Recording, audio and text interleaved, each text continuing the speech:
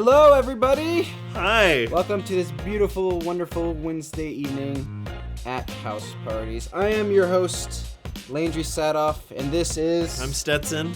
Stetson. Yep, Stetson Beeman. Yeah. Yep. I know, we did this earlier. I don't know why I did my last name earlier, but then we were talking about how, I don't know, when you saw my resume, you thought it was pronounced... Sathoff. Sathoff. Which I'm glad it's not. That's kind of a flat last name. Sathoff. Sathoff is much more, I don't know. Much more German. Yeah, that's true. Is it German? It is German, yeah. Jawohl! I don't know what that even means. It actually means... It's not something bad. It actually means in German seed farmer. Really? And my first name, Landry, was named after the Dallas Cowboys head coach. And my middle name is Michael, so my name is Landry Michael Sadoff. But it could be Cowboy Angel Seed Farmer. Oh, that's cool. At first I thought you were saying Jawohl meant seed farmer. And I've been just occasionally saying seed farmer in German. Mm-hmm. That would be weird. Mm-hmm. Seed farmer! It's like, all right. Cool, weirdo. Any announcements, Stetson? Yeah. No.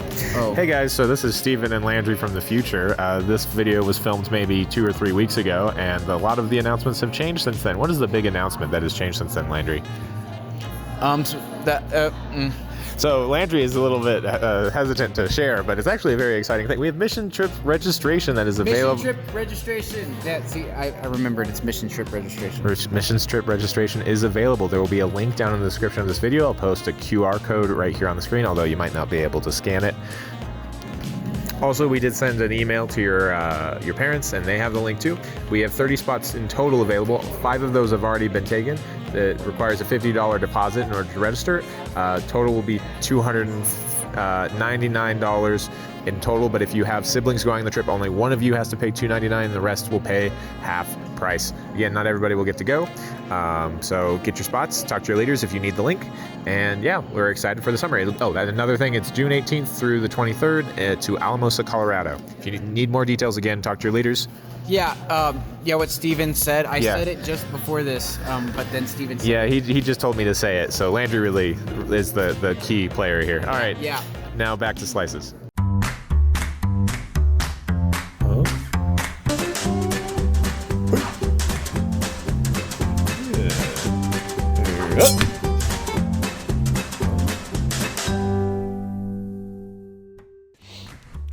You go first, Landry. Okay, I will go first.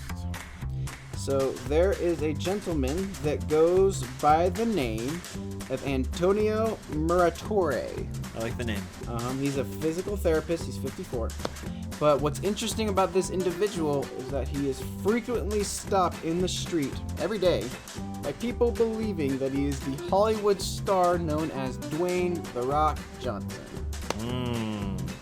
And so, Steven, if you wouldn't mind putting a picture, here's Dwayne Johnson. And here's this guy. See, they kind of look familiar, but not only do they look familiar, this guy has apparently leaned into this persona, so much so that sometimes when people ask him, "Are you Dwayne "The Rock" Johnson?" he goes, "Yep, that's me." Nice. Furthermore, I respect that. That's awesome. It gets worse. Or better, I don't know. He has gotten over 50 tattoos that match with Dwayne Johnson's tattoos. That's too far. So that people will really believe that he's Dwayne Johnson. Now, I don't believe he actually tries to steal his identity. I don't know. But I think he's just that much of a good impersonator. Man, that tattoo thing, it feels like he's actually trying to become The Rock. There are very few people who would say that Dwayne Johnson, though. It's like, man, the muscles, the shiny head, the sheen that he gets on it. He wouldn't be the worst person to be, right? Yep. Yeah? Yeah. He's a good guy. Yeah. Seems to be. Okay, so at the San Antonio Zoo, they have a fundraiser around Valentine's Day where you can name a cockroach after your ex-boyfriend or girlfriend for $10. And they will feed that cockroach named after your ex to one of the animals at the zoo. You can pay even more money for a rat that gets fed to a snake, and it's filmed, and they will read a personal message that you've written, like, Becky, you're the worst person on the face of the earth. Here's how I feel about you. And then this rat gets eaten by a snake. I did not have $150, but I had $10, and I received an email. I sent it to myself instead of this person, so it didn't spoil the surprise. And it says this: Dear Stephen Hubbard, someone has named a cockroach after you and fed it to an animal at the San Antonio Zoo. So happy Valentine's Day, Stephen. I love you. Yeah. Yeah. You could look at it as the cockroach is your past life, the sins of your past. Oh. Being killed by this lemur, and now you are emerging a brand new eagle. No, I just wanted to name a cockroach after Stephen. That got eaten by a lemur. Yeah. I am so proud of my city. San Antonio is where I grew up. That's where you came from. Uh-huh. Wow. So I came from the city that goes, man, we hate our exes. Let's name cockroaches. Wow. That's phenomenal. It's nice to see that the San Antonio Zoo is on the map for anything other than questionable practices. Yeah. So, yeah. All right, I think that does it for Slices. Yep. Okay, so on to what we're talking about today. Last week, we started a new series, and it is called Real. Real. And if I didn't explain this last week, I'm going to explain now. If I did, I'm just going to repeat myself. That we understand that you guys aren't elementary schoolers anymore, right?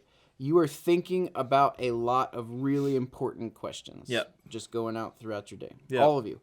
And so as you think about those things, surely the question starts to pop up in your mind, like, what is real? Not like, what is something physical that I can touch? Yep. No, more like, what should I believe? Yeah. Who's telling the truth? Yeah.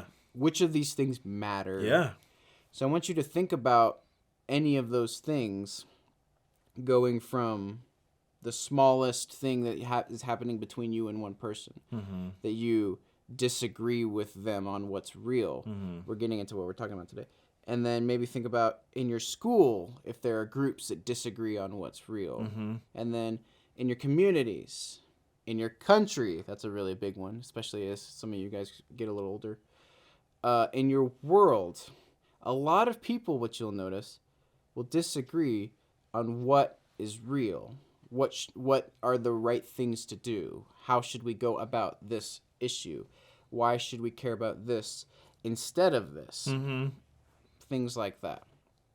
We started last week talking about why we believe Jesus is real. Yep. It was a Sunday school answer, and can you blame us? We were going to church, and we believe Jesus is real, and we believe that's important. Yeah. But where we landed on was basically, it's like Jesus's posture was like, just follow me and see where it leads, and like see for yourself that this is legit. And we kind of shared, it's like, we've been doing that most of our lives, and it's legit. Right. Like, yeah. And so, especially me, a critical person that likes to look at every little detail, it's like, man, I've dove deep into like all the things that I possibly can. It's gonna take a while in the rest of my life. I'm gonna. I like how you looked at your watch as if it was like a matter of hours. That's good. Yeah, it's like I've learned all there is to know about Jesus in a matter of hours. Just by the end of today.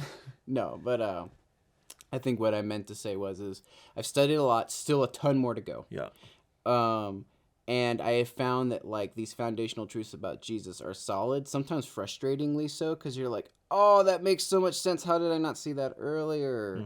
But then, So we're kind of expanding it today a little bit. Right. And so what I mentioned earlier about the differences in your community, or as far as the entire world, these differences on what is real, we kind of wanted to talk about that a bit. So today's going to be more about a conceptual idea rather than here's one person that we believe is real.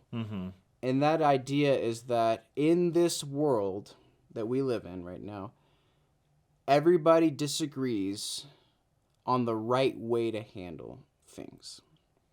And what I mean by that is I believe that most people, when they're fighting about something, they're trying to find the right way to handle it. And they believe that their way, the way they've researched, the way they've thought about it, the way their friends believe, the way their family believes, the way that they've come to thinking about something has to be right because they have thought long and hard and have studied sometimes or have been grown up a certain way about this is the right way to do this. Think about something that you believe that is the right way to do this, that maybe someone else says, no, this is wrong. This is the right way to do it because this is what I believe. This is what I've been taught. This is how I've grown up. This is the group I've grown up in. And these people clash and fight and disagree on what is really important, right? Yeah. What do you think about that? Yeah, and that kind of, and both sides, no matter what we're talking about, most of the time, both sides are very convincing. And which, I love the term that you used when we were talking yesterday. You talked about the sense of grayness. Yeah. Of like, it feels like that there's very little black and white anymore, but it's just like vague and gray, and that can get confusing. Especially when you feel so passionately about what you think is right. And so a couple times in this talk, I've asked you to think about an issue, kind of maybe keep thinking about it, about like why you believe it's right. And I bet you'll come up with a lot of really great reasons, reasons that help other people, that help you, that do right in a community, things like that, that you're like, this is the right thing to do. Why do people disagree with me? And it can be kind of frustrating that sometimes we clash with people who just don't seem to get it the way we do. Yep. And then, like what says, yeah, the word we used yesterday a lot was gray world. It feels a lot like we are either having to pick a side, one way or the other, black or white, or white or black, or we shouldn't pick any side because truth is objective or subjective. It's not objective. It's what you make it. It's what you think about it. Truth is not concrete. It's not one specific thing. It's kind of a bunch of different things, and it kind of just depends on the situation. And which is a really freeing idea. Yeah, like totally. Honestly, but the reality of it, it's really chaotic, and it's like being lost at sea, and it's just whatever direction the wind blows and the waves take you and the current flows, that's the direction your boat goes, instead of having like a clear direction. And yeah, like what you said, it's very freeing. And then after a while, you're like, okay, but imagine being like, there's this phenomena that divers talk about where they go down and they dive in the ocean, right? It's really cool. It freaks me out, but some people really love it, and I can see why, because there's some really beautiful stuff you can see in the ocean. Rocks. Yeah. Fish. Big rocks. But if you dive deep enough Small rocks. Sea anemone. Is that how you pronounce it? Sea anemone? Sea anemone? That's where Marty lived, right, with Nemo? Yeah. Oh. I think they anyway. You dive deep enough, and then you kind of forget which way is up and which way is down. Whoa.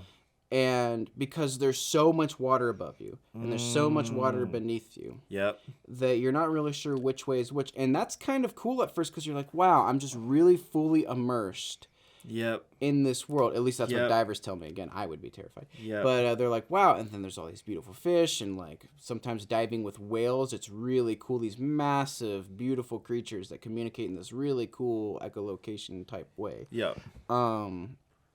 And so I don't know if it's echolocation. It's like vibration. Whales are cool. I don't know all the anatomy though. Bottom line. Yeah. Whales are cool. All right, that's it for House Parties today. We'll see you guys. No. But I love that image of like you don't know which way is up anymore. That is so relatable to me. And I don't know if that's relatable to you. Maybe you felt that way or not. But man, there's so many times where it's like I don't know which way is up or down. And that's also a thing for astronauts too. When they're in space. Depending on how the ship's traveling, if it's coming out off of the Earth into orbit, or if it's coming down, or if it's floating in space, or if it's moving by its own propulsion, or if it's floating, there are different ships are designed in different configurations to where one way can be down, but then also this way can be down, depending on if the ship's moving this way. And so it's just like you kind of lose your sense of which way's the right way, which is fine, but when these astronauts return to Earth, this real solid ground, that they come back to, they say that there's a period of time where everything is very disoriented. Whoa. Because they're so used to the ground being more subjective. Yeah. And so Yeah. same with the divers, although Mhm. divers don't spend quite as long as astronauts do in space sometimes. And so, but yeah, there's this disorientation, like, what is real? Yeah. And now it was freeing at first, but now I'm frustrated because I don't know which way's up. Yep. And so that can be really frustrating. So the thing I didn't want to get into all the issues that plague our world today. I think that those of you who care have already seen enough of like differences that the world has today. Excuse me. One of the things I would like to do is invite you to keep in mind that most all people, not every person, but most people you meet are just trying to do what they believe is right. Yep. Even if they're spitting angry Yep. at the other side. Yep. And so that's it. That won't fix the world, that idea, but it might help your heart. Because I know that some of you, maybe not all of you, that are concerned about the issues going on in whatever community you're a part of, are really struggling with that. The idea that there's so much meanness and hate in the world. And if you just take a second and go, maybe they're just trying to do what's right. They give you a little bit of time. Yeah. For It's like, would grace. you get mad at a scuba diver or an astronaut if they lost track of what was up or down? It's like, no. It's like, it's just an effect of being in a really disorienting circumstance. We're in a very disorienting circumstance. Life is disorienting. Right. It's gray. It's confusing. And it's hard to figure out which way is up or down. And so we want to assure you that we don't have all the answers on how to Not at all. fix a gray world, this world where people are all trying to do what is right, so much so that they start to do maybe a little bit of what is wrong. Yep. In trying in means to do what is right, in order to do what is right. So what is real then? Is there anything that is objective instead of subjective? Something that everyone can agree on is true. I believe that we have something that we can agree on For sure. as objective truth. Stetson, do you want to share? Or you want me to just roll with it? Sure, I can share a little bit. Yeah, go for it. And stop me if I start going a direction you don't want to go yet. No. Something that has been huge for me is the faith of the people who follow Jesus, also known as Christians or Christianity, and also the story of the Bible has constantly checked out when I've compared it to everything that I see everyone doing and all the events going on around the world. In the sense that the story of the Bible matches up with what's happening here. And I'm not talking about like prophecies, like this is predicted, this is predicted, this is predicted. There's some of that too, but that's not what Yeah. we're talking about. But we all intrinsically know that there is this conflict between good and evil. Like it's every Marvel movie is expressing what we just deep down know to be true. There's something going on behind the scenes that we are a part of. There is this bigger story. There is this cosmic war or struggle between good and evil. And all of us know that death is bad. Yeah. And we all have this sense it's like it's wrong. Like it shouldn't be. And that life is really good. And that totally matches up with the narrative of the Bible. And just this built-in understanding. It's like when we die, there is something after. There has to be. Right. Like it's hard to believe that there can't be. It's hard to know exactly what it is, but I mean the Bible speaks to that. But I think just for the general public, it's like they don't have to have a clear answer for what it is to understand. It's like there's got to be something. And then the way that Jesus teaches us to live our lives When I have done it, it has led me to good places, and life is good. When I have done the opposite, it has led me to dark places, and life is bad. And my life has just been like this experiment of like, all right, let's see if this checks out. It's checking out. And this, like the story of the Bible and what God teaches us and the life that Jesus teaches us to live, it's felt like I can clearly distinguish up from down. It's felt like I can stand on solid ground and not tip over, which has been really helpful because, like we've talked about, it's like life is confusing. It is gray, but this provides some grounding that's like, okay, if I feel this way, this must be real. Right. And I love that you're like, man, when I've thought of how following Jesus has gone for me personally, I'm quoting you. I mean, I can agree, but that things have gone well for me. And when I don't, things seem to keep kind of going wrong. Yeah. And I've seen that in my life too. And here's the thing. I'm going to draw that to a point. Something that Jesus said. It's my favorite thing that Jesus said. And if you have tuned out for a second, I would politely ask you to just like tune back in for a minute. Hey! Well, yeah. Now, yeah. Hey! Hi. Tune back in. Hello. Hi. So if you've ever looked at this character of Jesus in the Bible, and you've been like, I don't know, church, this Jesus guy, Christians, history, it's all, it matches some ways. I don't get it. I don't know that I like this Jesus guy. I don't know if I like these Christian people, or maybe you like one and not the other. I don't know. If that's you, here's what Jesus says in the book of John.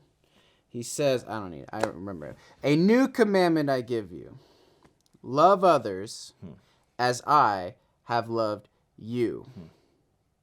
I think most people I know agree that that is good. Yeah. What's important about that statement that Jesus makes is he says it's a commandment, meaning it's not a suggestion. It's something you need to do if you follow me.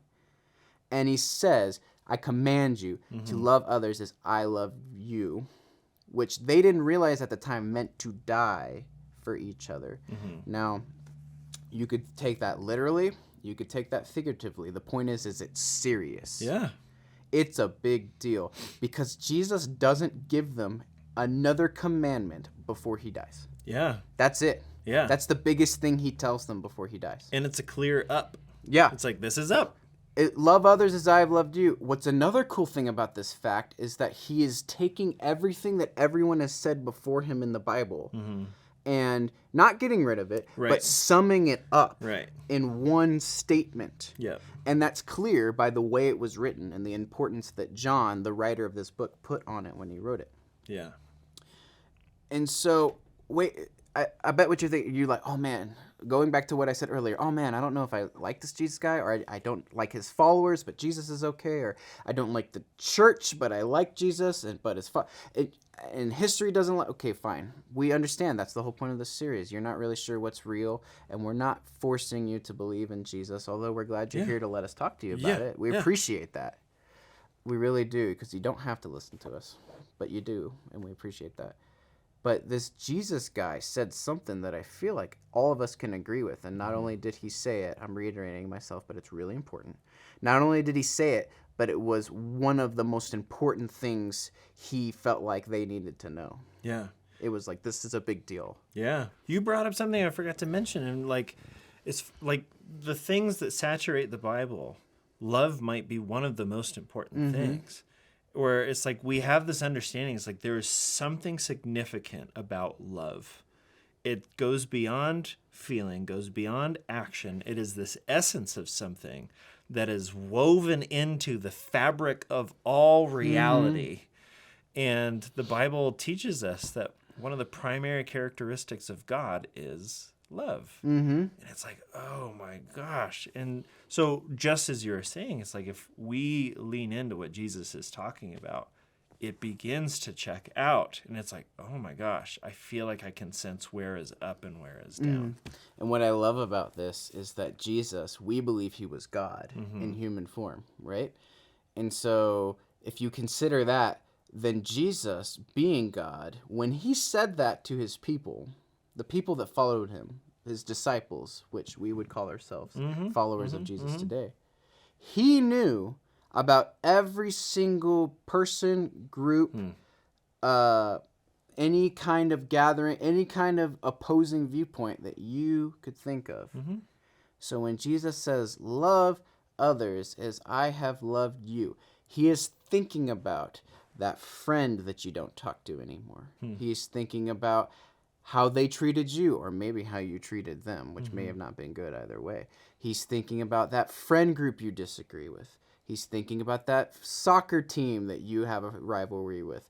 He's thinking about that school that you hate. He's thinking about your parents who you fought with, maybe. He's thinking about that political party that you didn't agree with. He is thinking about that and still saying that. And then some of you guys who are critical, which is great. I love you critical thinkers out there. You're my people.